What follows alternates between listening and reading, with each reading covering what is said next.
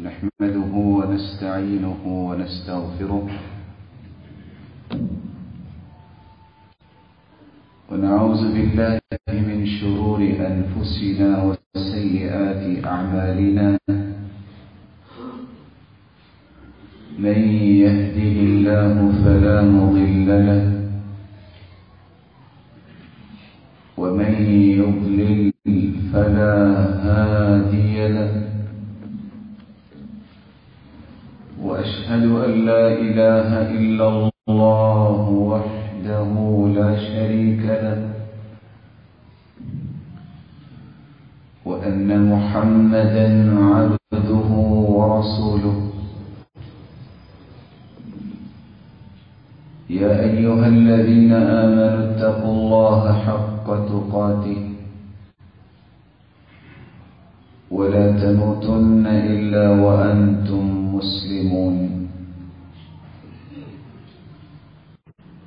يا أيها الناس اتقوا ربكم الذي خلقكم من نفس واحدة وخلق منها زوجها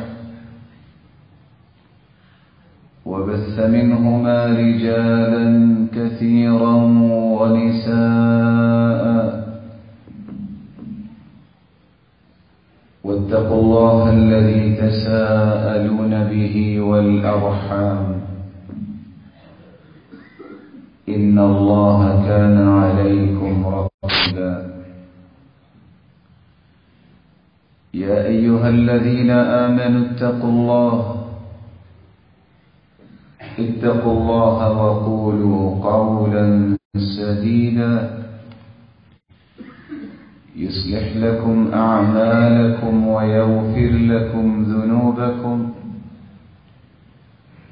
ومن يطع الله ورسوله فقد فاز فوزا عظيما أما بعد فأعوذ بالله من الشيطان الرجيم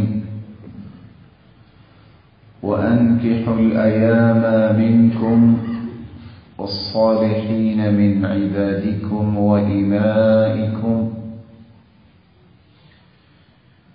إن يكونوا فقراء يغنيهم الله من فضله والله واسع عليم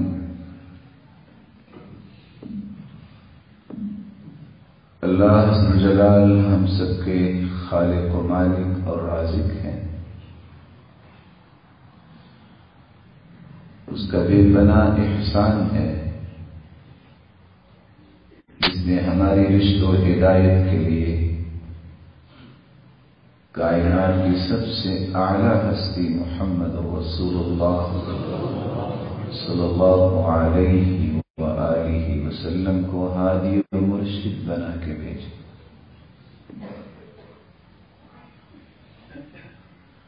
جن لوگوں نے رشد و ہدایت اس ہستی سے حاصل کی وہ قیامت تک آنے والی انسانیت کے لیے آئیڈیل بن گئے، جن کو صحابہ کہتے ہیں۔ ان اصولوں کی روشنی میں انہوں نے رشد و ہدایت لی۔ وہ کون سے اصول اور ضابطے تھے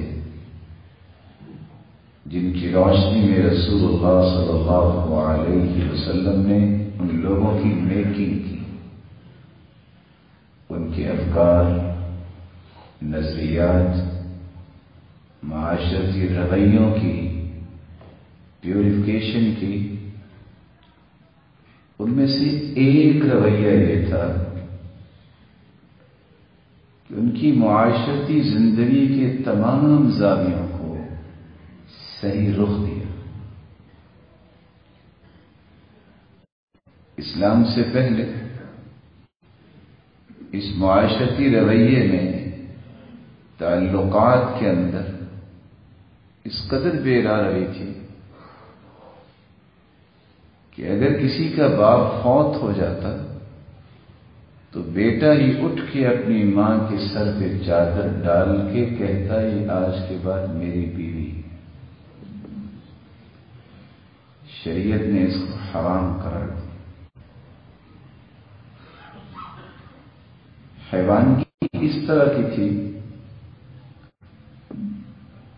کہ ایک ایک عورت کے ساتھ 10 لوگ نکاح کے نام سے برائی کرتے اور اولاد کی پیدائش کے بعد قرعہ اندازی ہوتی، جس کا نام نکلتا بیٹی کے نسبت اس کی طرف کی جاتی۔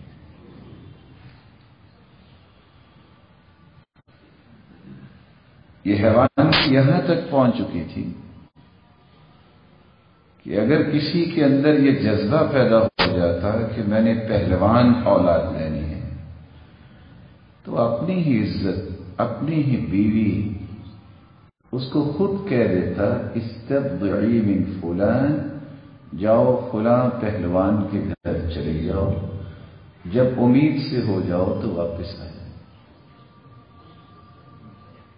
نکاح البدل والمبادلہ ایک رویہ یہ بھی تھا کہ بیٹھے بیٹھے یہ فیصلہ کر لیتے کہ تم اپنی بیوی میرے حوالے کر دو اور میری بیوی تم لے جاؤ، تبادلہ کر لیا کرتے۔ شریعت نے کہا اس سے بڑی ذلت تو کوئی نہیں ہے کہ کوئی اپنے ہاتھ سے اپنی عزت کسی کے ہاتھ میں تھما دے۔ اس طرح کے 10 ایسے پہلو موجود تھے، کیونکہ شریعت نے 13 قسم کے نکاح حرام قرار دیے ہیں اور پھر اسلامی نکاح کی بنیاد رکھی، اور امت کو ایک ایسا رخ دیا جس سے اس کا ایمان اور دین بھی حفاظت میں رہتا ہے، اس کی عزت اور پاک دامنی بھی ہر قسم کی خراش و تراش سے محفوظ رہتی ہے، اور وقار اور اکرام دنیا میں بھی اور آخرت میں اللہ ذو الجلال انہیں عطا کرتے ہیں۔ وہ اسلامی نکاح جس کے بارے میں شیخ محمد بن صالح العثیمین بیان کرتے ہیں، عقد بین رجل وامرأة يقصد به استمتاع كل منهما بالآخر وتكوين أسرة صالحة ومجتمع سلیم۔ نکاح ایک ایسے عقد کا نام ہے جو ایک مسلمان مرد اور مسلمان عورت کے درمیان ہوتا ہے، اور غرض یہ ہوتی ہے کہ اللہ ذو الجلال کے احکامات کی روشنی میں ہم اپنی زندگی کو بھی پرکیف بنائیں گے اور ایک صالح معاشرہ جو ہے اور صالح خاندان تعمیر کریں گے، اور ہر قسم کے انحراف اور ٹیڑھ پن سے پاک ایک معاشرے کی بنیاد رکھیں۔ جب تک اس طرح کے عالی افکار انسان کے ذہن میں نہیں ہوتے اور مجرد نکاح اور شادی ہی ذہن میں ہوتا ہے تو واقعتاً اولادوں سے وہ اپنی خوابیں جو ہے وہ شرمندہ تعبیر نہیں کر سکتے۔ شریعت نے جہاں حرام طریقوں سے اس تعلق کو بنانے اور نبھانے سے روک دیا، وہاں اسلامی نکاح کے بارے میں کچھ عظمتیں بیان کی۔ اللہ تعالیٰ نے یہ فرمایا کہ جہاں اللہ تعالیٰ کے بہت بڑے انعامات کا تذکرہ ہے، ان انعامات میں سے ایک بہت بڑا انعام ہے تم پر کہ تمہیں نکاح کے بندھن میں اور شادی کے اس خوبصورت تعلق میں اللہ نے حکمن پرونے کا بندوبست کیا اور اپنے پیغمبر کے ذریعے اس کی مائکرو ڈیٹیلز بیان کی کہ اس انعام کو انعام بنا بنانے کا صحیح طریقہ کیا ہے؟ ارشاد ربانی ہے، وَاللَّهُ جَعَلَ لَكُم مِّنْ أَنفُسِكُمْ أَزْوَاجًا وَجَعَلَ لَكُم مِّنْ أَزْوَاجِكُمْ بَنِينَ وَحَفَدَةً وَرَزَقَكُم مِّنَ الطَّيِّبَاتِ۔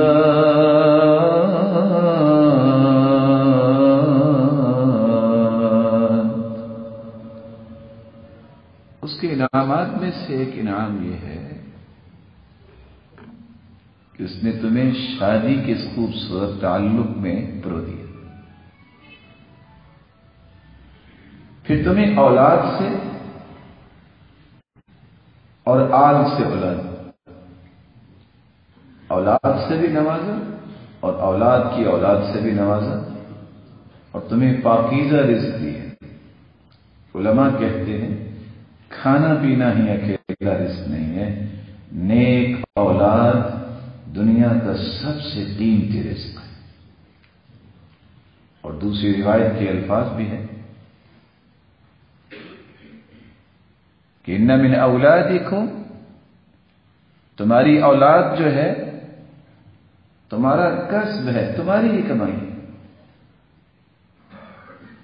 تو اللہ کا جو انعام ہے، ایک شادی شدہ جوڑا سب سے پہلے اس کا استقبال کرتا ہے کہ میں شادی اس لیے کرواؤں گا کہ اللہ کے انعام کا مستحق ہوں۔ اللہ تعالیٰ نے جہاں اپنی تکوینی نشانیوں کو بیان کیا ہے، آسمان بنایا ہے، زمین بنائی ہے، یہ ہوائیں اور طرح طرح کے دلائل نشانیوں کے لیے، وہاں اللہ ذوالجلال نے ایک نشانی یہ بیان کی ہے، وَمِنْ آيَاتِهِ أَنْ خَلَقَ لَكُم مِّنْ أَنفُسِكُمْ أَزْوَاجًا لِتَسْكُنُوا إِلَيْهَا وَجَعَلَ بَيْنَكُم مَّوَدَّةً وَرَحْمَةً إِنَّ فِي ذَلِكَ لَآيَاتٍ لِقَوْمٍ يَتَفَكَّرُونَ۔ اللہ کی وحدانیت کی نشانیوں میں سے، اس کی ربوبیت کی نشانیوں میں سے ایک نشانی یہ ہے کہ انسانوں میں سے آپ کے لیے بیوی کا بندوبست، اور تمہارے درمیان دو ایسے خوبصورت آپشن رکھے ہیں کہ وہ اپنی اپنی جگہ پہ تمہاری زندگی کے ہر زاویے کو خوبصورت بناتے ہیں۔ ایک آپشن یہ رکھا کہ جوانی میں محبت کو غالب کر دیا، مودت کو، اور بڑھاپے میں آ کے رحمت کو غالب کر دیا۔ علماء یہ لکھتے ہیں یہ رحمت کیا ہے؟ جب انسان جوان ہوتا ہے تو اس کی چاہت لامتناہی ہوتی ہے، کیونکہ اس کا گھر ہے، اس کی عزت ہے۔ لم یرى مثل المتحابین مثل النکاح، دنیا میں نکاح سے بڑھ کے محبت پائی نہیں جاتی۔ لیکن جو ہی انسان کی عمر بڑھتی ہے رحمت کا غلبہ ہو جاتا ہے۔ اور رحمت کیا ہے؟ یخشى ان لا یصیبها شیء، خامد بھی ڈر رہا ہوتا ہے کہ میری بیوی کو کچھ ہو نہ جائے، اور بیوی بھی اس وقت ڈر رہی ہوتی ہے کہ میرے خامد کو کوئی تکلیف نہ ہو جائے، اس کی اللہ خیر فرمائے، حفاظت۔ اور یہ بھی اللہ عز و جلال کا احسان ہے کہ یہ جذبات مومنوں کے اندر اللہ عز و جلال نے رکھے ہیں، اس لیے الفاظ ہیں لِتَسْكُنُوا إِلَيْهَا، یعنی یہ نہیں فرمایا لِتَسْكُنُوا مَعَهَا کہ تم اس کے ساتھ رہو، ساتھ رہنے کی بات نہیں ہے، لِتَسْكُنُوا إِلَيْهَا، تمہارے لیے سکون کا یہ منبع و مصدر ہونا چاہیے۔ رہنے کے باوجود بھی اگر تمہاری زندگی پرسکون نہیں، اس کا معنی یہ ہے کہ آپ نے کچھ ایمانی تقاضوں میں ضرور غلطی کی ہے، یا سلیکشن میں آپ غلطی کر گئے۔ سکون اللہ نے ایمان کے ساتھ جوڑا ہے اور اپنی نشانیوں کے ساتھ جوڑا ہے، جس کا اللہ پہ جتنا ایمان زیادہ ہوگا، اعتماد زیادہ ہوگا، جتنا وہ ایمان سے زیادہ جڑا رہے گا، اتنی اس کی زندگی پرسکون زیادہ ہوگی۔ رسول اکرم صلی اللہ علیہ وسلم نے نکاح کی عظمت کی ایک تیسری بات بھی بیان کی، اربع من سنن المرسلین، کوئی عمل سنت کے مطابق نہ ہو تو وہ قابل قبول نہیں۔ لیکن تعجب اس بات پہ ہے کہ یہ 4 چیزیں 1,24,000 پیغمبروں کی مشترکہ سنتیں، الحنہ، اور دوسری روایت میں آتا ہے الحیا، والتعطر، خوشبو لگانا، والسواک، مسواک، والنکاح، نکاح۔ تو جو اس خوبصورت سلسلے میں جڑتا ہے وہ حقیقت میں 1,24,000 پیغمبروں کی سنت کو زندہ کرتا ہے۔ اور جو چاہتا ہے کہ میں نے نکاح کرنا ہی نہیں ہے، یہ یاد رکھنا، اور کچھ دلائل ابھی آپ کچھ دیر بعد سنیں گے، یہ اس کے ایمان کی گراوٹ ہے، کیونکہ حدیث کہتی ہے تزوجوا، شادی کرو، تم پادری نہ بنو۔ یہ سنت ہے، ابن سنتنا النکاح، انبیاء کی سنت و نکاح کرنا ہے، نہ کہ اپنے آپ کو نکاح سے دور رکھنا۔ اور اللہ ذو الجلال نے اس لیے فرمایا وَلَقَدْ أَرْسَلْنَا رُسُلًا مِّن قَبْلِكَ وَجَعَلْنَا لَهُمْ أَزْوَاجًا وَذُرِّيَّةً وَمَا كَانَ لِرَسُولٍ أَن يَأْتِيَ بِآيَةٍ إِلَّا بِإِذْنِ اللَّهِ لِكُلِّ أَجَلٍ كِتَابٌ۔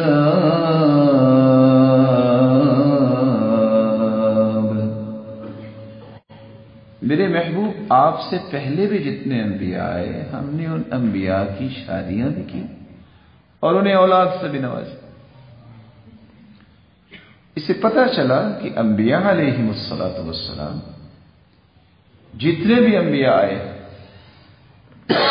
1,24,000 پیغمبر، جن میں 315 رسول تھے اور باقی سب انبیاء علیہم الصلاۃ والسلام تھے، سب کی شادیاں اولادوں سے بھی نوازا۔ تو یہ سلسلہ جو ہے یہ انبیاء کا سلسلہ ہے۔ اس سے نفرت وہی کرتا ہے جو انبیاء کے دین سے نفرت کرتا ہے۔ رسول اللہ صلی اللہ علیہ وسلم نے فرمایا، میری امت میں سے اگر کوئی نکاح کرے گا، اولاد ہوگی، تو یہ قیامت کے دن میرے فخر کا باعث بنے گا۔ اس لیے فرمایا تزوجوا فإني مكاثر بكم الأمم ولا تكونوا كرهبانية النصارى، شادی کرو، تمہیں اللہ اولاد کی نعمت سے نوازیں گے، تمہیں اپنی امت زیادہ ہونے کی وجہ سے تمام انبیاء پہ فخر کروں گا۔ وَلَا تَكُونُوا كَرَهْبَانِيَّةِ النَّصَارَى، شادی نہ کر کے عیسائیوں کے پادری نہ بنو۔ آپ نے خوشخبری بھی سنائی اور ڈانٹ بھی پلائی۔ اس لیے 5ویں عظمت کو بیان کرتے ہوئے رسول اللہ صلی اللہ علیہ وسلم نے فرمایا حُبِّبَ إِلَيَّ مِن دُنْيَاكُمْ النِّسَاءُ وَالطِّيبُ، اور دوسری روایت میں آتا ہے المرأة الصالحة والطيب وجعلت قرة عيني في الصلاة دنیا میں 3 چیزیں ہی مجھے سب سے زیادہ محبوب ہیں. خوشبو، نماز کو میری آنکھوں کی ٹھنڈک بنا دیا گیا، اور نیک عورت.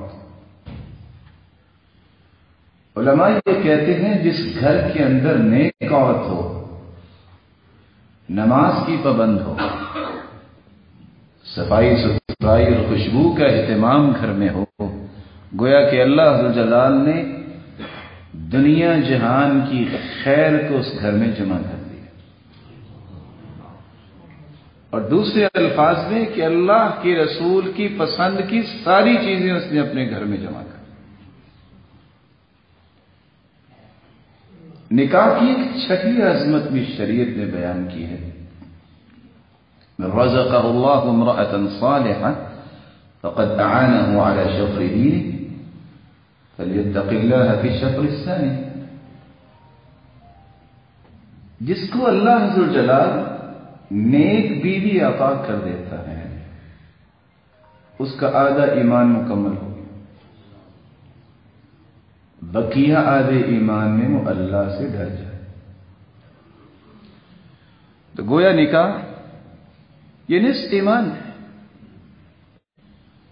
بلکہ رسول اللہ صلی اللہ علیہ وسلم نے صرف نصف ایمان کی بات نہیں کی، ایک 7ویں رویے کو بھی پیش کیا. فرمایا اربع من السعادہ.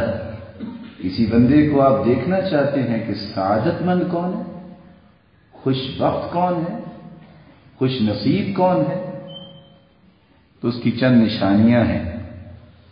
4 نشانیاں بیان کی. المرأة الصالحہ، جس کو اللہ نیک بیوی دیتے ہیں. والجار الصالح، جس کو پڑوسی نیک مل جائے. اور ساتھ ہی اللہ کے رسول صلی اللہ علیہ وسلم نے فرمایا والمسکن الواسع والمرکب الہنی، جس کا گھر کھلا ہے، جس کو اللہ نے اچھی سواری دی تھی. یہی وجہ ہے کہ رسول اللہ صلی اللہ علیہ وسلم کے صحابہ نے جو اللہ کے رسول سے تربیت پائی، ان تربیت کے نقوش اتنے گہرے تھے کہ وہ ہر وقت اس بات کا خیال رکھتے. عبداللہ ابن مسعود رضی اللہ تعالی عنہ فرماتے ہیں لو لم يبق من اجل الا 10 ایام وأعلم أني أموت في آخرها يوما لي فيهن طول النكاح لتزوجت مخافة الفتنة. نکاح اتنی عظیم نعمت ہے کہ انسان فکری فتنوں سے بھی محفوظ ہو جاتا ہے، معاشرتی فتنوں سے بھی محفوظ ہو جاتا ہے، اور پاک دامنی کو ڈیمیج کرنے والے فتنوں سے بھی محفوظ ہو جاتا ہے. اس لیے عبداللہ ابن مسعود فرماتے ہیں اگر مجھے پتہ چل جائے میری زندگی کے صرف 10 دن باقی ہے اور 10ویں دن میں نے فوت ہو جانا ہے، تو میں فتنوں سے بچتے ہوئے یہ 9 دن کے لیے بھی شادی کروں. یہاں یہ بات بھی سمجھنی چاہیے جو معاشرے کے اندر عام ہے، جس کا شریعت میں کوئی بھی ویٹیج نہیں ہے. والدین اپنی بیٹی بہن کے خامن کے فوت ہو جانے یا طلاق ہو جانے کے بعد شادی نہیں کرتے، اور نہ جانے یہ رخ کس نے دے دیا، بس جی وہ اپنے بچوں کے حق میں بیٹھ گئی ہے. شریعت کا ایسا کوئی حکم نہیں.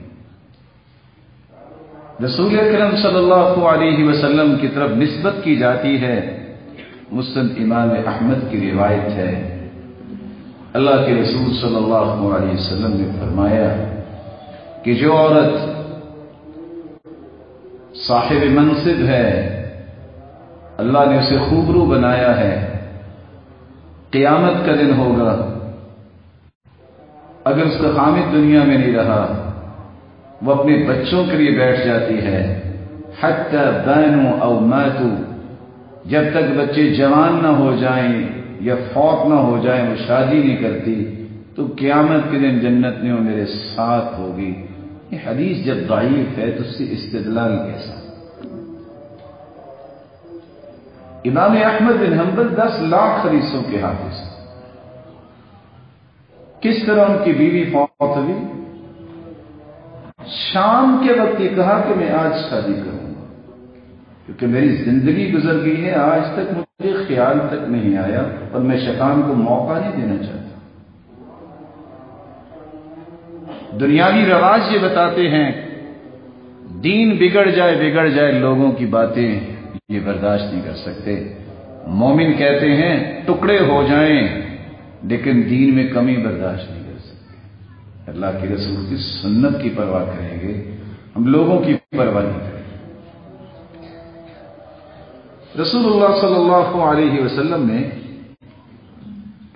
یہاں تک صحابہ کرام کا ذہن بنایا کہ عبداللہ ابن عباس رضی اللہ تعالی عنہ اپنے شاگرد کو نصیحت کر رہے ہیں تزوج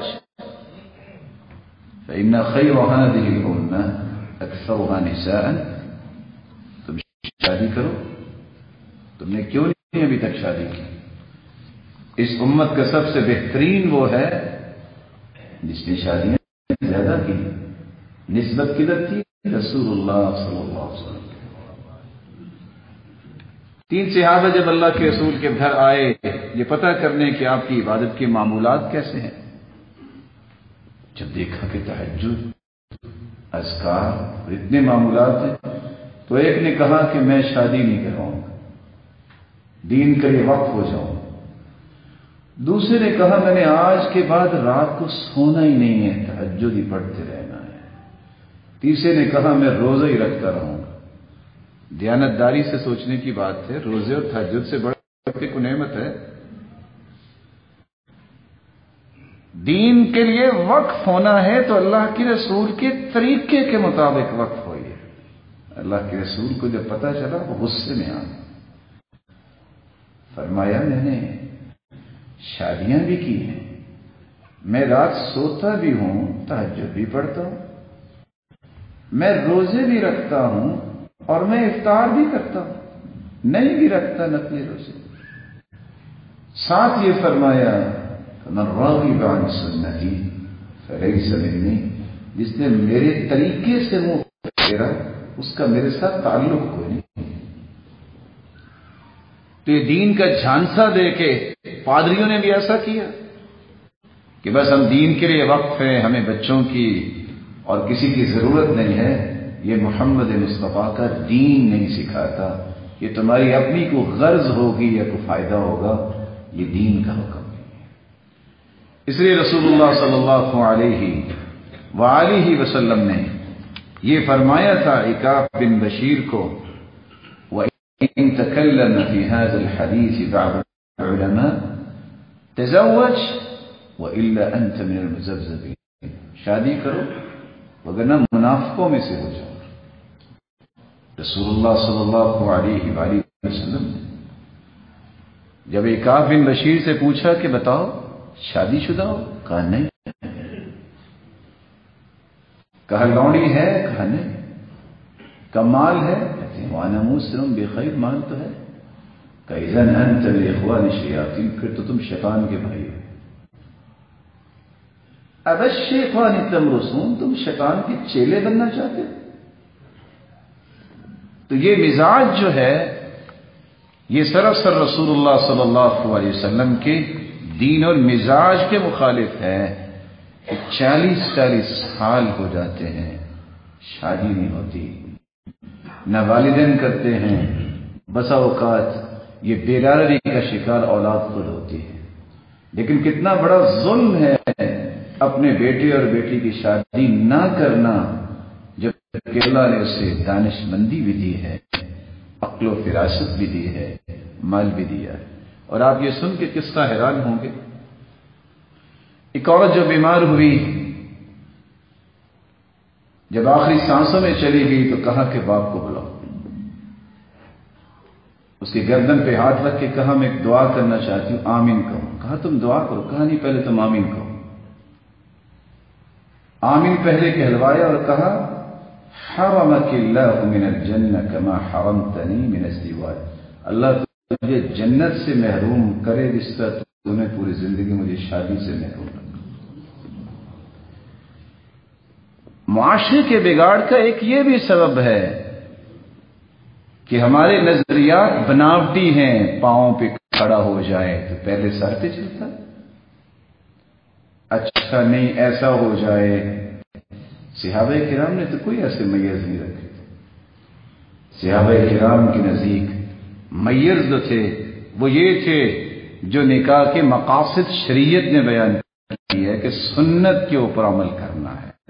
النکاح من سنتی فمن لم يعمل بسنتی فلیس منی، نکاح میری سنت ہے، جو نکاح نہیں کرتا اس کا میرے ساتھ کوئی تعلق نہیں۔ یہ پہلا مقصد ہے نکاح۔ اور نکاح کا دوسرا مقصد یہ ہے، یا معشر الشباب تزوجوا،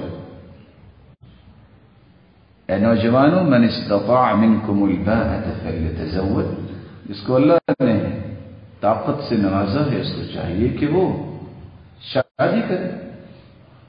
فمن لم يستطع فعليه بالصوم فإنه له وجاء أي علاج، لیکن اگر سارے معاملات کو سنبھالنے کی ابھی طاقت نہیں ہے تو پھر روزہ رکھو، یہ تمہارے جذبات کا بہترین علاج ہے۔ اور رسول اللہ صلی اللہ علیہ وسلم نے ایک تیسری بات بھی مقاصد میں بیان کی۔ جس شخص کا یہ نظریہ ہے کہ میں کیسے کروں، میرا بچہ تو بھی پاؤں پہ کھڑا نہیں ہوا، وہ یہ حدیث یاد کرے، ثلاثۃ حق علی اللہ عونہم، تین ایسے لوگ ہیں جن کی مدد کرنا اللہ نے حق رکھا ہے، اللہ ان کی مدد ضرور کرتا ہے۔ وہ کون سے تین خوش نصیب؟ المجاہد فی سبیل اللہ، اللہ کی راہ میں جو جہاد کرتا ہے اللہ اس کی مدد ضرور کرتا ہے۔ والمکاتب الذی یرید الاداء، اور دوسرا وہ شخص جو غلام ہے، اس نے لکھا ہوا ہے کہ اتنے پیسے دے کے میں آزاد ہو سکتا ہوں، اللہ اس کی مدد ضرور کرتا ہے، حق رکھتا ہے۔ والناکح الذی یرید العفاف، جو اپنی عزت اور پاک دامنی کو محفوظ کرنا چاہتا ہے، اللہ اس کی مدد ضرور کرتا ہے۔ اب یہ اللہ کے رسول کی زبان اطہر سے نکلے ہوئے کلمات ہیں، اس کی مدد میں کسی مومن کو شک نہیں ہونا چاہیے۔ رسول اللہ صلی اللہ علیہ وآلہ وسلم نے جہاں یہ بات سمجھائی، وہاں قرآن نے ایک لفظ بھی بولا ہے، ہن لباس لکم وانتم لباس لہن، زندگی کے جملہ معاملات کو بخیر و خوبی گزارنے کے لیے، بلکہ ہر وقت اپنی زندگی کی نوک پلک درست کرنے کے لیے انسان کو شادی کرنی چاہیے۔ انسان کی سوچ اس وقت تک مکمل نہیں ہوتی، اس کی سوچ کے زاویے مکمل نہیں ہوتے، اس کی سوچ کے میز درست نہیں ہوتے، نہ معاشرتی زندگی میں، نہ معاشی زندگی میں، اور نہ ہی دینی زندگی میں، جب تک وہ شادی نہیں کرتا۔ یہی وجہ ہے رسول اللہ صلی اللہ علیہ وآلہ وسلم کے صحابی عمر رضی اللہ تعالی عنہ جب ایک شخص ان کے پاس آیا شکایت کرنے کے لیے کہ میں جب بات کرتا ہوں نا تو میری بیوی آگے سے جواب دیتی ہے، بولتی ہے، ظاہر انسان ہے وہ بول تو سکتی ہے، اب یہ تو شروط میں کوئی پابندی نہیں ہے کہ یہ بولا نہیں کرے گی، تو اگر نعوذ باللہ اللہ تعالیٰ سب کو صحت دے، کسی کے ساتھ ایسا ہو جائے، اللہ کرے نہ کسی کے ساتھ ہوئے کہ بول ہی نہ سکتی ہو، تو پھر کہتے ہیں کہ گونگی کے ساتھ شادی ہوگی، تو یہ تو کوئی شرط نہیں، انسان ہے وہ بھی اپنی رائے پیش کر سکتی ہے اور خامد کو پیش کرتی ہے۔ تو سیدنا عمر رضی اللہ تعالیٰ نے کتنا خوبصورت جواب دیا، کہا سنو، یہ پتہ ہے میری بیوی کون ہے؟ طباخۃ لطعامی، کھانا میرے لیے پکاتی، خبازۃ لخبزی، روٹی پکا کے دیتی، غسالۃ لثیابی، میرا لباس یہ دھو کر دیتی ہے۔ رضاعۃ لولدی، میرے بچوں کی رضاعت اس کے ذمہ ہے، دودھ پلاتی ہے۔ اور پانچواں جملہ ان سب سے بڑا جملہ ہے، وَيَسْكُنُ قَلْبِي بِهَا عَنِ الْحَرَامِ، اس بیوی کی وجہ سے آج تک مجھے کسی کی طرف آنکھ اٹھانے کی ضرورت ہی نہیں ہوتی، ضرورت ہی بیچتے ہیں۔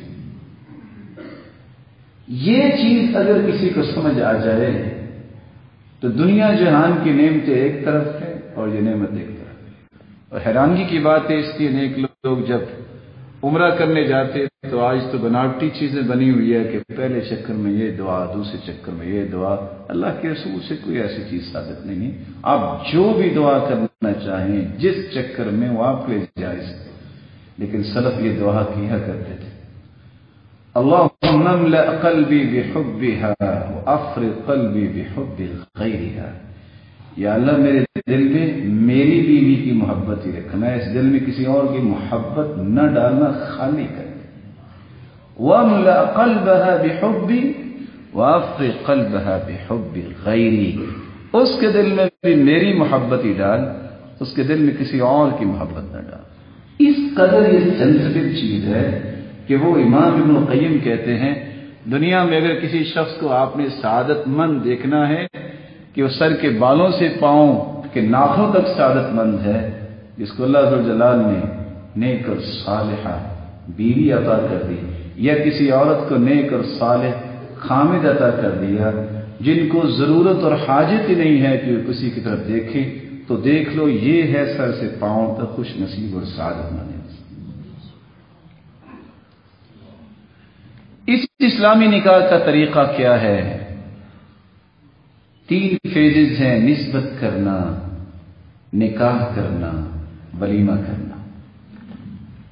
نیک لوگ جب کسی کے ساتھ رشتے کی بات کرتے 2 لفظ بولتے، نحب الخیر ونجد فیکم الخیر ونسأل اللہ ان یجمعنا علی خیر وإیاکم علی خیر، ہمیں خیر کی بڑی تڑپ ہے، لیکن ہم نے دیکھا ہے کہ آپ لوگوں میں تو بڑی خیر ہے، دعا یہ ہے کہ اللہ ہم دونوں گھروں کو خیر پہ جمع کر دے۔ وہ آگے سے کہتے علی خیر طائع، بہت اچھا پیغام ہے، اور نسبت ہو جاتی۔ اس کے لیے مختلف برانڈ کے 60 سوٹ کی شرط لگانا، یہ منگنی کے اندر شریعت کی طرف سے کوئی پابندی نہیں۔ اس کے لیے یہودیوں کی طرح جب تک انگوٹھی خود جا کے ڈالیں گے نہیں، فنکشن نہیں کریں گے، گیدرنگ نہیں کریں گے، اور لاکھوں روپے کے مقروض نہیں ہوں گے، یہ دین نے کسی بھی قرآن اور حدیث میں بیان ہی نہیں کیا۔ بلکہ رسول اللہ صلی اللہ علیہ وسلم نے تو فرمایا، اظہر النکاح واخفوا الخطبہ، منگنی کو چھپا کے کرو، نکاح کو اعلانیہ کرو۔ اب اتنا انسان اچھل ابل کے جب منگنی پہ 20-20 لاکھ کا مقروض ہوتا ہے، اللہ تعالیٰ سب کی عزتوں کی حفاظت فرمائے۔ کچھ حالات بنتے ہیں، منگنی ٹوٹتی ہے تو خود کارڈیالوجی میں بیٹھے ہوتے ہیں، کیا ہوا؟ بس جی بہت بڑا شوق لگا، تو اس لیے شریعت نے کہا تھا نا منگنی چھپا کے کرو۔ اب ڈر تو یہ نا لوگ تانے دیں گے، چھپا کے کرتے، اگر ٹوٹ بھی گئی ہے تو اللہ اچھا دے دے گا، تو آپ کے لیے اتنی بڑی مصیبت نہ ہوتی۔ اور حکم یہ ہے کہ جب آپ نکاح یا منگنی کرنا چاہتے ہو، اذا اراد احدکم ان یزوج ابنته فلیستعمرها، اپنی خواہشوں پہ بچوں کو ظلم کی بھیٹ نہ چڑھاؤ۔ کنواری بیٹی ہے تو اس کے سامنے مشورہ رکھو، اگر وہ شادی شدہ تھی، خامد فوت ہو گیا یا مطلقہ ہے تو اس کی رائے بھی لے لو۔ وَإِذْنُهَا صُنَّتُهَا، چونکہ اللہ نے مومنہ عورتوں میں شرم رکھی ہوتی ہے، اس لیے وہ خاموش رہتی ہیں، جب باپ پوچھتا ہے تو ان کی خاموشی ہی رضامندی ہو۔ رسول اللہ صلی اللہ علیہ وسلم نے ایک اصول دے دیا، فرمایا ان من یمن المرأة، عورت کی برکت کی نشانی یہ ہے تیسیر خطبتها و تیسیر صداقها و تیسیر رحیمها، جس کی نسبت جلدی طے ہو جاتی ہے، جس کا مہر آسانی سے ادا ہو جاتا ہے اور اس کو اللہ اولاد جلدی عطا کر دیتے ہیں۔ اس سے یہ بات بھی سمجھ آئی کہ یہ جاہلوں کا رویہ رہا ہے اور شاید کہ آج بھی لوگوں کو پسند ہے، نہیں کوئی 4 جوتیاں ٹوٹنے تو دے پھر رشتہ جو ہے وہ پکا کریں۔ یہ رسول اللہ صلی اللہ علیہ وسلم کے صحابہ کا مزاج نہیں تھا۔ صحابہ کا مزاج تو یہ ہے کہ عمر بن عاص کے پاس ایک شخص آیا کہ میں آپ کی بیٹی سے نکاح کرنا چاہتا ہوں، تو انہوں نے صرف اتنا کہا خیرن انشاءاللہ، اللہ خیر کریں، وعدہ نہیں دیا، شبہ وعدہ۔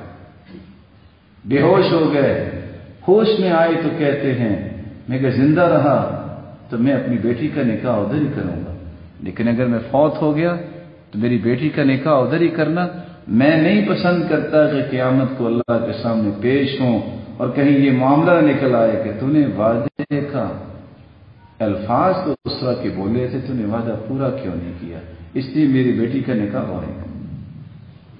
رسول اللہ صلی اللہ علیہ وسلم نے بس اتنی بات کہی ہے کہ جب منگنی ہو جائے، نسبت ہو جائے، پھر کسی اور کو پیغام بھجوانے کی ضرورت نہیں ہے۔ ہاں اگر پہلا اس کو چھوڑ دے، اور اگر صرف پیغامات ہی گئے ہیں تو 10 لوگوں کے پیغام بھی جا سکتے ہیں اگر کسی ایک کی طرف پختہ نہیں ہوا۔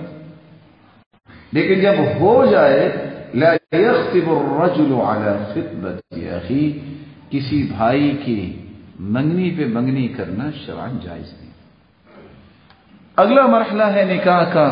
رسول اللہ صلی اللہ علیہ وسلم نے فرمایا لا نکاح الا بولی وشاہد عدل، جب تک ولی کی اجازت نہیں، 2 گواہ نہیں جو عدل و انصاف پر گواہی دینے والے ہیں، اس کے بغیر نکاح نہیں ہوتا۔ اس کو ارینج میرج نہیں کہہ سکتے،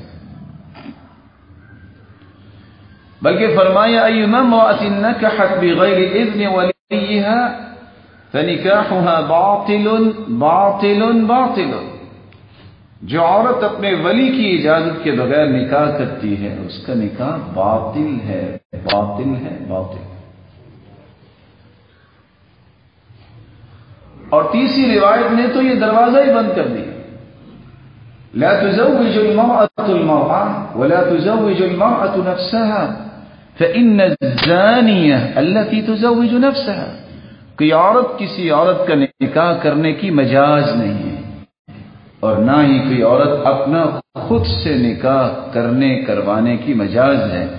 جو عورت ایسا کرے گی شریعت اسے بدکار کنسیڈر کرے۔ لیکن اگر کوئی ایسی عورت ہے جس کا کوئی ولی ہے ہی نہیں، فالسلطان ولی من لا ولی له، تو بادشاہ اس کا ولی ہوگا، او نائبہ، یا اس کی نیابت میں عدالتیں ہیں، موقر عدالتیں، اس کا پھر ولی بنے گی۔ لیکن کب؟ جب کسی کا کوئی ولی ہے ہی نہیں، کوئی مسلمان ہو کے انڈیا سے آ گیا، کوئی والدین نہیں ہے، اس کا ولی پھر اس وقت عدالتیں بنے گی، کیونکہ وہ بادشاہ کے نظام کے تحت۔ رسول اللہ صلی اللہ علیہ وآلہ وسلم نے ولی کی اجازت کے بعد ایک دوسری بات بیان کی کہ مہر بھی عورت کا حق ہوتا ہے، اور قرآن بھی کہتا ہے وَآتُوا النِّسَاءَ صَدُقَاتِهِنَّ نِحْلَةً، خوشی سے مہر دیا۔ تعجب یہ ہے کہ دنیا کے نظام کے بارے میں اتنی معلومات ہے لوگوں کے پاس کہ 2 گھنٹے ڈیبیٹ ختم نہیں ہوتی کہ یہی یہ ہے اور وہ ہے، لیکن جو ہی نکاح کا وقت ہوتا ہے کوئی کہہ رہا ہوتا ہے شرعی مہر رکھ دیں، کوئی کہہ رہا ہوتا ہے جی جیب خرچ لکھیں، اور یہیں لڑائی ہو جاتی ہے۔ شرعی مہر کیا ہے؟ شریعت نے تو کوئی پابندی نہیں لگائی، شریعت نے تو یہ بات سمجھائی ہے وَآتَيْتُمْ إِحْدَاهُنَّ قِنْطَارًا، 150 kg اگر تم نے سونا مہر میں دیا ہوا ہے تم واپس نہیں لے سکتے۔ اس کا مطلب اتنا دے سکتے ہیں اگر کسی کے پاس طاقت ہے، اور کسی کے پاس کچھ بھی نہیں ہے تو صحابی آگے کہتے ہیں اللہ کے رسول میرا نکاح کر دیجیے۔ فرمایا کچھ ہے؟ کہا کچھ بھی نہیں۔ کہا چلو کوئی لوہے کی انگوٹھی تلاش کر لو، فالتمس ولم یجد شیئا، وہ بھی نہیں ملی۔ کہا تو اب هل معك من القرآن شيء، قرآن تمہارے پاس ہے؟ قال نعم للسور سماها، یہ فلاں فلاں صورت مجھے یاد ہے۔ فرمایا زوجتک وَاتْلُهَا مَا مَعَكَ مِنَ الْقُرْآنِ، یہ سورتیں اپنی بیوی کو پڑھا دینا، یہی مہر ہے۔ ابو طلحہ انصاری رضی اللہ تعالی عنہ ابھی مسلمان نہیں تھے جب انہوں نے ام سلیم کو پیغام بھجوایا، اس نے کہا کہ تم تاجر ہو، ٹھیک ہے اپنے گھر میں، مثلک لا یرد، تیرے جیسے کو کوئی رد تو نہیں کرتا، لیکن میں مسلمان عورت ہوں، ان تسلم فذاک مہری، ہاں تم مسلمان ہو جو، یہی میرا مہر ہوگا۔ وہ مسلمان ہو گئے۔ اللہ کے رسول نے فرمایا کسی نے برکت والا مہر دیکھنا ہے تو ام سلیم کرے۔ رسول اللہ صلی اللہ علیہ وآلہ وسلم نے ایک بات یہ بھی بتائی جو آج بڑی مشکل سے ہضم ہوتی ہے، پریشانی ہو جاتی ہے۔ فرمایا ان خیر النکاح ایسر، بہترین نکاح دیکھنا ہے وہ جو آسانی سے ہو جائے۔ ان اعظم النکاح برکہ ایسرہ مؤونہ، سب سے زیادہ بابرکت نکاح وہ ہے جس پہ خرچ کم آئے۔ یہ کون سی زبان بول رہی ہے؟ جو زبان اللہ کی وحی کے بغیر حرکت نہیں کرتی۔ رسول اللہ صلی اللہ علیہ وسلم نے اس لیے نکاح کے بعد ولیمے کی بات فرمائی ہے، اور حیرانگی کی بات ہے چھوٹا سا مدینہ تھا، آج اتنی مسجد نبوی ہے، اگر آپ تاریخ کا مطالعہ کریں یہ جو دیوار بنی ہوئی ہے یہ تقریباً مدینہ اتنا ہی تھا، کیونکہ آج بھی جو انٹر کانٹیننٹل یہ کونے میں بنا ہوا ہے ہوٹل، اس کے ساتھ جہاں سے گاڑیاں نیچے جاتی ہیں، یہاں جو ہے سقیفہ بنی ساعدہ، یہ مدینے کے باہر تھا جہاں سیدنا ابوبکر صدیق رضی اللہ تعالیٰ عنہ کی بیعت ہوئی۔ اتنی چھوٹی جگہ پہ ہونے کے باوجود سیدنا عبد الرحمن ابن عوف رضی اللہ تعالیٰ عنہ نے شادی کروائی۔ جب خوشبو نظر آئی تو فرمایا ما ہی ایمن خبر، عبد الرحمن خیر ہے نا؟ مسکرا کے کہتے ہیں نعم تزوجت على وزن نواة من الذهب، میں نے کھجور کی گٹھلی کے برابر سونا دے کے شادی کی۔ آپ نے کسی غصے کا اظہار نہیں کیا کہ تیری جرت کیسے ہوئی مدینے میں بغیر مجھے بتائے شادی کر لی۔ آج 6 سال لوگ بات نہیں کرتے کہ فلاں نے میرے مشورے کے بغیر شادی کر لی۔ یہاں اللہ کے رسول کا مزاج دیکھیں، آپ نے فوراً سے دعا دی، اولم بارک اللہ لک وبارک علیک اولم ولو بشاۃ، اللہ تجھے برکتوں سے نوازے، اب ولیمہ ضرور کرنا، خواہ ایک بکری ہی کیوں۔ آپ صلی اللہ علیہ وسلم نے اپنے ولیمے بھی کیے اور صحابہ نے بھی کیے۔ اصول یہ ہے جتنی استطاعت ہو اس کے مطابق ولیمہ کرو۔ ایک وقت تھا رسول اللہ صلی اللہ علیہ وسلم کے صحابی، صحیح بخاری کی روایت سیدنا انس فرماتے ہیں اللہ کے رسول نے فرمایا جتنے صفہ پہ بیٹھے ہیں نا طلباء سب کو بلاؤ۔ وہ 70 سے زائد تھی، پہلے ان کو بلایا، فرمایا ليتحلق 10 10 اکٹھے بیٹھ جائے، گوشت اور روٹی ان کے سامنے رکھی، اتنا اللہ جلال نے کرم فرمایا وہ کھا کے سیر ہو کے چھوڑ کے چلے گئے۔ اس حدیث سے پتہ چلتا ہے کہ اگر ضرورت انسان کی پوری ہو گئی ہے تو پھر کھانا اگر مل کے کھا رہے ہیں تو پھر یہ چھوڑنا بھی سنت ہے۔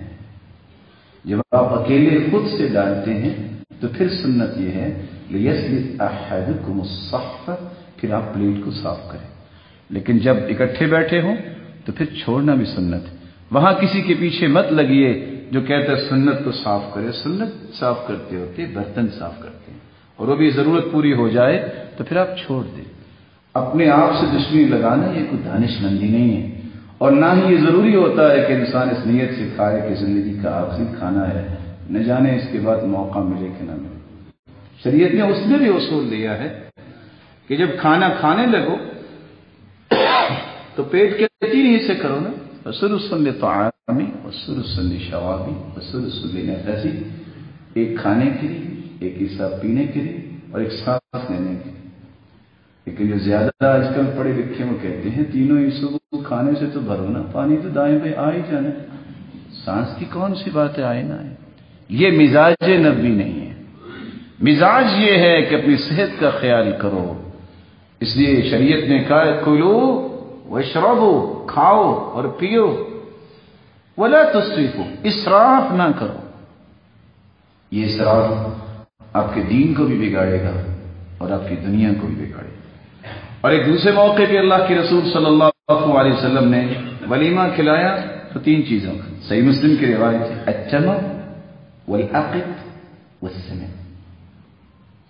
کھجوریں لا کے رکھی، پنیر لے کے آئے، مکھن، ساتھ یہ بھی کہہ دیا من کان عنده شیء فلیجئ بہ، کسی کے پاس کچھ ہے تو لے آئے. صحابہ بھی لے آئے. اوپر سے بارش آ گئی، فرمایا کھاؤ یہ میرا ولیمہ. رسول اللہ صلی اللہ علیہ وسلم نے یہ آسان طریقہ نکاح کا بیان کیا، لیکن ساتھ اس بات کی توجہ دلائی کہ جب نکاح کرو تو خامد اور بیوی کی صفات کو دیکھو. کون کون سی صفات ہونی چاہیے جس سے میں اپنے بیٹے کا نکاح کروں گا، کون کون سی صفات ہونی چاہیے جس کو میں اپنی بیٹی کا نکاح دوں گا. تو ایسی عورت کی صفات کو دیکھنا رسول اللہ صلی اللہ علیہ وسلم کا حکم ہے کہ سب سے پہلے وہ عورت دیندار ہو، مومنہ ہو، آخرت کی فکر کرنے والی ہو. رسول اللہ صلی اللہ علیہ وسلم نے فرمایا يتخذ احدكم قلبا شاكرا ولسانا ذاكرا وزوجة مؤمنة تعينه على آخرته. اگر کسی نے پرسکون زندگی گزارنی ہے تو زبان ایسی بناؤ جو ذکر کرنے والی ہے، دل ایسا بناؤ جو اللہ کا شکر کرنے والا ہے، اور ایسی عورت کے ساتھ نکاح کرو جو آخرت کے معاملے میں آپ کی مددگار بن جائے. آپ نے 3 شرطیں ایک اور حدیث میں بیان کی. خیر النساء من تسرك اذا ابصرت، سب سے بہترین عورت وہ ہے جس کے اندر ادب و آداب، احترام و اکرام، سلیقہ شعاری ایسی ہے کہ جب بھی آپ کی نظر پڑتی ہے دل باغ باغ ہو جاتا ہے. وَتُطْعِمَهَا إِذَا أَمَرْتَ، جب بھی آپ اس کو کھانے پینے کی بات کہتے ہیں فوراً بجا لاتی ہے. وَتَحْفَظُ غَيْبَتَكَ فِي نَفْسِهَا وَمَالِكَ، وہ آپ کے مال کی بھی محافظہ ہے اور اپنی عزت کی بھی محافظہ ہے. تو دیانتدار، فرما بردار، سلیقہ شاہ. ان 6 صفات کے بعد آپ صلی اللہ علیہ وسلم نے 3 صفات کا تذکرہ ایک اور حدیث میں کیا. فرمایا نساء قریش خیر نساء، قریش کی عورتیں کائنات میں سب سے بہترین عورتیں ہیں. رکبن الابل، اونٹوں پہ سواری کرتی ہیں. احناہ علی طفل، کس طرح وہ اپنے بچوں کی خوبصورت شفقت کے ساتھ تربیت کرتی ہیں. ارعاہ علی زوج فی ذات یدی، لیکن خاندوں کے لیے انتہا درجے کی کیئرنگ عورتیں ہیں. رسول اللہ صلی اللہ علیہ وآلہ وسلم نے اپنی بیوی میں بھی یہی صفات دیکھی. کس طرح 55 سال کی عورت سیدہ خدیجہ رضی اللہ تعالی خانگی امور سے واقفیت اور اس کے ساتھ ساتھ بچوں کی بہترین شفقت اور خامن کا خیال کرنے والی عورت. 55 سال کی عورت کھانا پکا کے غار حرا میں جا رہی. جبریل پہلے پہنچے ہیں اور کہتے ہیں اللہ کے پیارے محبوب، آپ کی بیوی سیدہ خدیجہ تشریف لا رہی ہے. اس کے ہاتھ میں ایک برتن ہے جس میں کھانا ہے. جب وہ آئے فقع علیہ السلام من ربها، اسے کہنا خدیجہ تیرا رب تجھے سلام کہتا ہے. ومنی، میں سرتاج ملائک ہوں، میرا بھی سلام کہنا. وبشرها ببیت فی الجنہ من قصب لا نصب فیہ ولا صخب، اور خوشخبری بھی دے دینا کہ جنت میں اللہ نے ایسا گھر تیرے لیے بنایا ہے جس میں نہ کبھی تھکاوٹ ہوگی نہ کبھی شور آئے. اور سیدہ فاطمہ کی تربیت بھی ایسے کی، خانگی امور پر بھی. قمت البیت، گھر کی صفائی خود کرتی. اوقدت القدر، ہڈیاں خود پکاتی. واستقت بالقربہ، مشکیزہ پانی کا بھر کے خود لاتی، وجرت بالرحا چکی خود چلاتی. اور یہ کس بیٹی کی بات ہو رہی ہے؟ سیدۃ نساء اہل الجنہ، جو قیامت کے دن جنت میں تمام عورتوں کی سردار ہوگی. رسول اللہ صلی اللہ علیہ وسلم نے 4 نشانیاں اور بھی بیان کی ہیں. ویسے تو آپ صلی اللہ علیہ وسلم نے ایک جوان عورت سے شادی کی، باقی کوئی مطلقہ کی یا ان کی خامد فوت ہوئے، لیکن آپ نے فرمایا تزوجوا الابکار، نوجوان عورتوں سے شادی کرو. فإنهن أعذب أفواها، ان کی گفتگو اچھی ہوتی ہے. وأنطق أرحاما، پاکیزہ ہوتی ہیں. وأرضى باليسير، تھوڑی چیز پہ راضی ہو جاتی ہیں. وأقل خبا، دھوکہ کم دیتی ہیں. وأصفن أقبالا، اور ایک دوسری روایت میں آتا ہے ان کا استقبال اور ان کی گفتگو جو ہے وہ گرم جوشی سے ہوتی ہے. رسول اللہ صلی اللہ علیہ وسلم نے فرمایا حلا بکرا تلاعبها وتلاعبک، تو آپ صلی اللہ علیہ وسلم نے جہاں تھوڑی چیز پہ راضی ہونا، عمدہ گفتگو کرنا، پرتپاک جو ہے استقبال، یہ ایسی عورت کی صفت بیان کر دی. آپ صلی اللہ علیہ وسلم نے وہاں جہاں یہ کو 12 صفات عورت کی بیان کی ہیں، مرد کے حوالے سے بتایا کہ بیٹی کا نکاح اس کو دو جو دیندار ہو، اچھے اخلاق والا. دینداری سے اللہ کو راضی کرنے والا اور اچھے اخلاق والا دنیا کو راضی کرنے والا. اس کے معاملات اللہ کے ساتھ بھی خوبصورت ہوں اور اللہ کی مخلوق کے ساتھ بھی خوبصورت. اذا اتاكم من ترضون دينه وخلقه فزوجوه الا تفعلوا تكن فتنة في الارض وفساد عريض.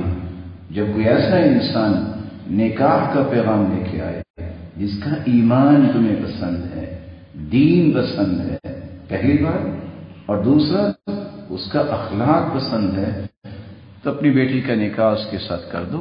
اگر تم نے اس معیار کو ترک کر دیا اور آپ نے انکار کر دیا تو یاد رکھنا پھر زمین میں فساد آئے گا. فساد کیا ہے؟ شاید کہ آئندہ کو اچھا رشتہ آئے نہ. اور امام نووی کہتے ہیں فساد کی ایک شکل یہ ہے کہ بار بار ٹوٹ جائے، اور فساد یہ ہے کہ شاید وہ زندگی میں بہت ساری مشکلات کا بیٹی شکار ہو جائے. اللہ عز و جلال سے دعا ہے ان اصولوں کی روشنی میں گھر بنانے کی توفیق دے اور ہماری.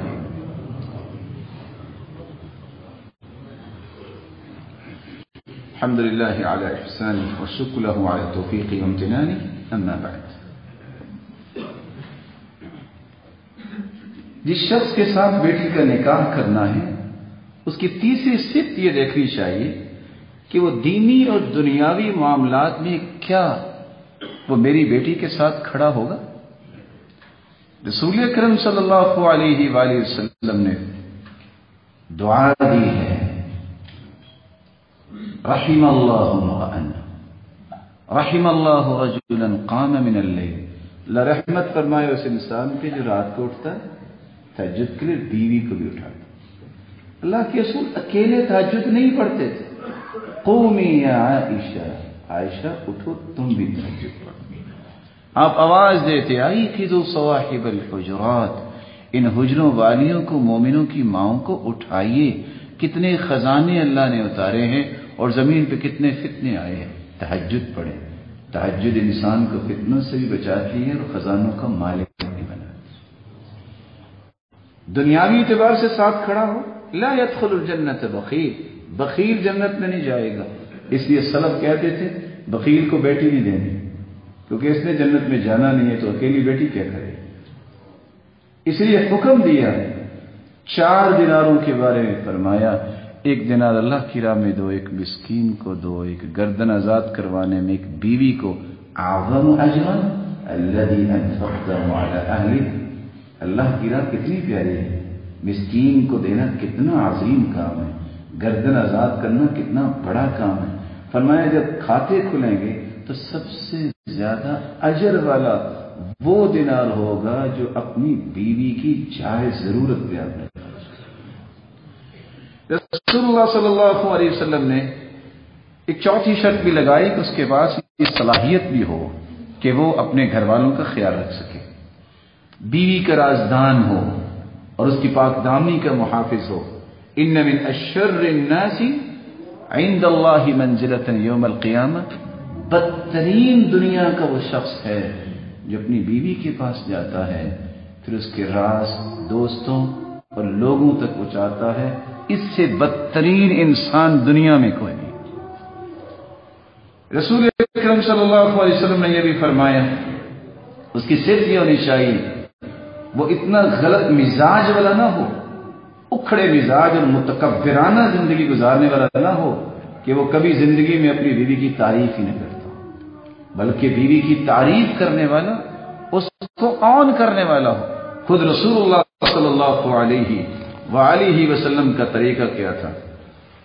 سیدہ خدیجہ کی تعریف کرتے تو سیدہ عائشہ نے ایک دن کہا کہ آپ کو اللہ نے سیدہ خدیجہ سے اچھی بیوی دے دی، اپنی طرف اشارہ تھا، ابھی آپ اس کو یاد کرتے ہیں؟ کہا اللہ نے مجھے اس سے اچھی بیوی نہیں دی، اللہ نے ساری اولاد اس سے دی. جب لوگ مجھے کہہ رہے تھے کہ نعوذ باللہ یہ جھوٹا ہے، سب سے پہلے وہ ایمان لائے. جب لوگ مجھے محروم کر رہے تھے تو اس نے سارا مال ڈھیر کر دیا اور خود سجدے میں چلے گئی کہ اللہ قبول کر لینا، پہلا مال دین کا لگا ہی اس کا مال ہے. اور آپ صلی اللہ علیہ وسلم خود کہتے تھے لوگوں سیدہ عائشہ کی فضیلت عورتوں پر اس طرح ہے جس طرح کھانے پر سرید کی فضیلت. اور کہا آن کرتے تو کیسے؟ عائشہ تم دنیا میں بھی میری بیوی ہو اور جنت میں بھی میری بیوی ہو. بلکہ سلسلہ صحیحہ کی روایت ہے انہ لیہون علی الموت ان اریتک زوجتی فی الجنہ، جب سے مجھے یہ خبر دی ہے اللہ تعالیٰ نے اے عائشہ کہ تم جنت میں بھی میری بیوی ہو تو موت کی سختیاں آسان ہو گئی. رسول اللہ صلی اللہ علیہ وآلہ وسلم کے پاس جبریل آئے اور آ کے کہا کہ جب گھر جائیں تو عائشہ کو میرا سلام پہنچانا. آپ صلی اللہ علیہ وسلم نے یہ بھی سبق دیا ہے کہ یہ بھی دیکھ لیا کرو شکی مزاج جو ہے، وہم کا مریض جو ہے وہ آپ کے گھر کو برباد کر دے گا. جاسوس قسم کا انسان جو ہے وہ آپ کے خاندان کو تار تار کر دے گا. مومن کا کام ہے اپنی بیوی پہ اعتماد کرنے والا ہوتا ہے، اور مومن کا کام ہے اس کی صحت کا خیال کرنے والا ہوتا ہے. جب بھی مومنوں کی ماؤں میں سے کوئی بیمار ہوتا، خود رسول اللہ صلی اللہ علیہ وسلم قرأ علیہ نفس علیہ بالمعوذات، خود دم کرنے کے لیے بیٹھ جاتے. اور اعتماد کے بارے میں فرمایا کہ جب گھر واپس آؤ تو اطلاع دے کے واپس آؤ، اور ساتھ فرمایا او یلتمس عثراتہم، تمہارے لیے جائز نہیں ہے کہ ان کی غلطیاں ڈھونڈتے پھرو کہ میں نے کیسے اسے دبانا ہے، کیا کیا اس میں کمی کوتاہی.